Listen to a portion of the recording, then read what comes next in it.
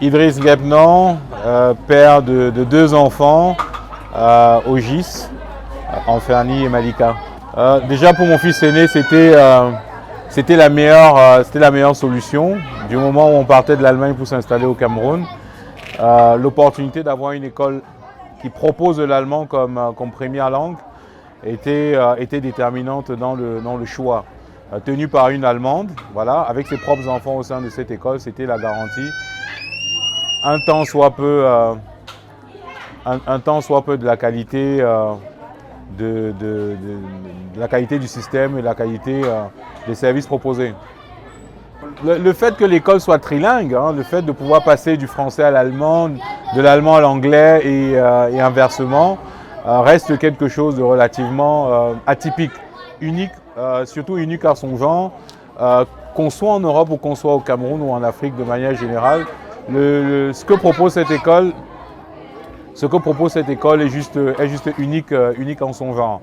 Et après quelques mois ou 2 années déjà, de voir comment les enfants évoluent, de pouvoir switcher même à la maison de français en anglais, allemand, le fait que les enfants, enfin mon fils aîné, mon fils cadet de 7 ans, qu'il ait la capacité de manière totalement indépendante de faire ses devoirs, de gérer ses devoirs par lui-même, de s'organiser par lui-même, démontre à souhait de la qualité de ce qu'il reçoit ici comme éducation.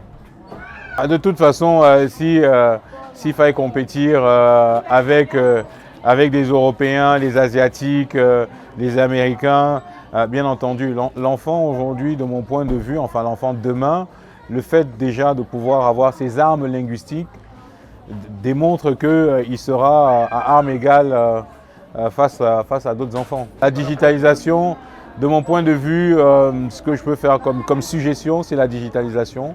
La digitalisation de tout ce qui peut être devoir pour le suivi, mais aussi au-delà du suivi des devoirs, des remarques que les enseignants peuvent avoir pour les enfants. Ce n'est pas toujours évident de suivre dans les cahiers, mais de pouvoir être informé en temps réel via une solution digitale. Je pense, de mon point de vue, que ça pourrait être un add-value pour l'école.